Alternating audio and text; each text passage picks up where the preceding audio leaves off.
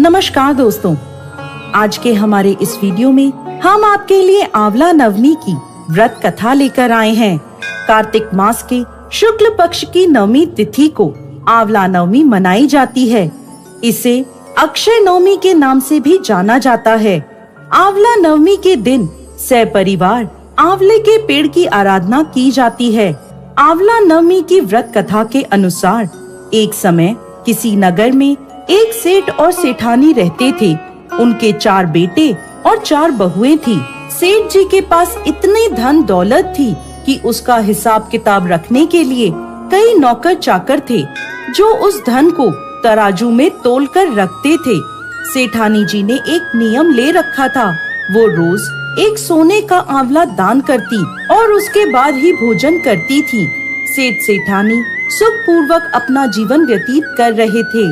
एक दिन सेठानी जी की बहुओं ने आपस में बात करी, यदि माँ साहब इसी तरह सोने का आंवला दान करती रही तो हमारे पास कुछ भी नहीं बचेगा, धीरे धीरे सब कुछ खत्म हो जाएगा।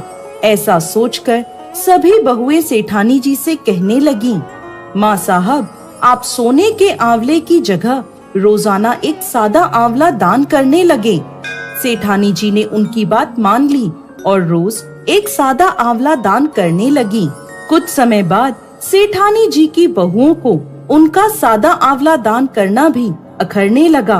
उन्होंने सेठानी जी से सादा आंवला दान करने को भी मना कर दिया। यह बात सुनकर सेठ जी और सेठानी जी को बहुत दुख हुआ। वो दोनों अपना घर छोड़कर जंगल की ओर चले गए। उस दिन सेठानी जी ने आंवला दान नहीं करा था, इसलिए उन्होंने भोजन भी नहीं किया। जंगल में चलते चलते रात हो गई तो वह दोनों एक घने पेड़ के नीचे सो गए। जब वो दोनों सुबह उठे तो उन्होंने देखा कि जहाँ वो सोए हैं वहाँ एक सोने का आंवले का पेड़ आ गया है। सेठानी जी उस पेड़ से एक आंवला तोड़कर दान करती हैं और भोजन कर लेती हैं। वहीं पास में वो दोनों अपना घर बनाकर रहने लगते हैं। धीरे धीरे सेठ जी का व्यापार बढ़ने लगता है और देखते ही देखते वो दोनों फिर से धनवान हो जाते हैं। सेठानी जी एक बार फिर अपना सोने का आंवला दान करने का नियम शुरू कर देती हैं।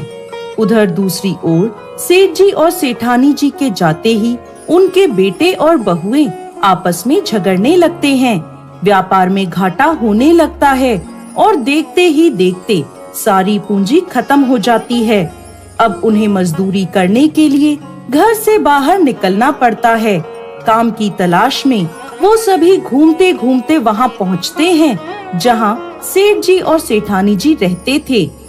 वहाँ उन सभी को सेठानी जी के सोने का आंवला दान करने की बात पता चलती है। मन ही मन वो सोचते हैं, कहीं ये हमारे माता पिता तो नहीं, लेकिन उनके पास तो कुछ भी नहीं था, वो कैसे हो सकते हैं। वो सभी काम के लिए सेठ जी के पास जाते हैं। सेठ जी को देखते ही वो सभी उनके पैर पकड़ लेते हैं और उनसे माफी मांगने लगते हैं। पिताजी हमें माफ कर दीजिए, हम पैसे के लालच में अंधे हो गए थे। हमने आपको घर से जाने दिया, जबकि उस घर में सब कुछ आपकी ही किस्मत का था। सेठ जी और सेठानी जी ने अपने सभी बेटों को माफ कर दिया और वो अपने पूरे परिवार के साथ सुख पूर्वक रहने लगे।